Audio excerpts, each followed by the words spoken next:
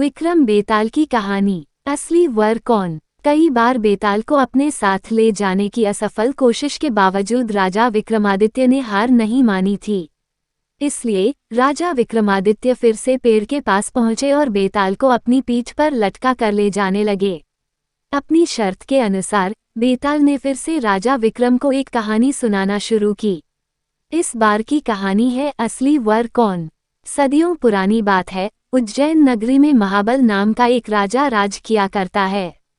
राजा बहुत पराक्रमी और दयालु था। उसकी एक बेटी थी जिसका नाम था महादेवी था। महादेवी बहुत सुंदर और सुशील लड़की थी। जब वह विवाह योग्य हुई तो राजा महाबल ने उसके लिए योग्य वर की तलाश शुरू कर दी। एक एक करके कई राजकुमार राजकुमारी से विवाह करने की इच्छा लिए राजा के पास आए, लेकिन राजा को कोई पसंद नहीं आया। राजकुमारी से विवाह करने के लिए राजा ने एक ही शर्त रखी थी कि उसकी बेटी का होने वाला पति हर चीज में निपुण हो।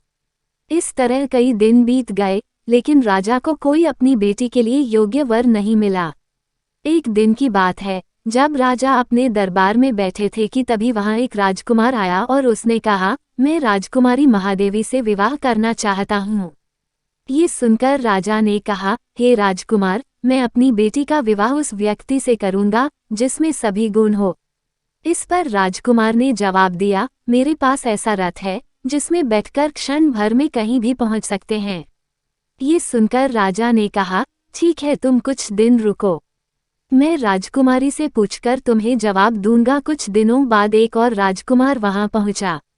उसने राजा ने कहा, मैं त्रिकालदर्शी हूँ और भूत, वर्तमान व भविष्य तीनों देख सकता हूँ। मैं चाहता हूँ कि राजकुमारी का विवाह मुझसे हो। राजा ने उसे भी इंतजार करने को कहा।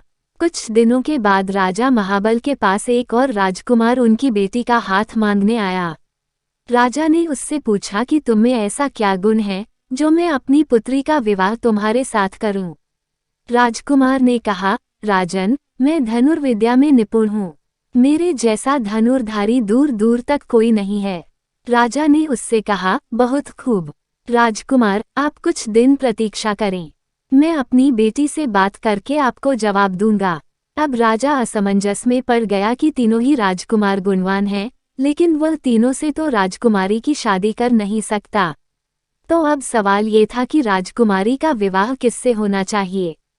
वहीं दूसरी ओर एक भयानक राक्षस राजकुमारी महादेवी पर नजर लगाए बैठा था और एक दिन मौका मिलते ही वह राजकुमारी को उठाकर ले गया।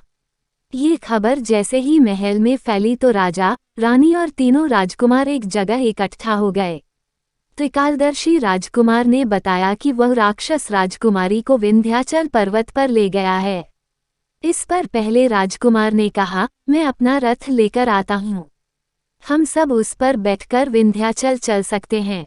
तीसरे राजकुमार ने अपना तीर कमान निकाला और कहा, मैं उस राक्षस को मार गिराऊंगा।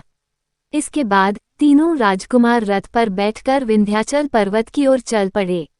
उन्हें जैसे ही वह राक्षस दिखा तो धनुर्धारी राजकुमार ने कुशलता से उसका वध कर दिया और वो राजकुमारी को बचाकर फिर से महल ले आए।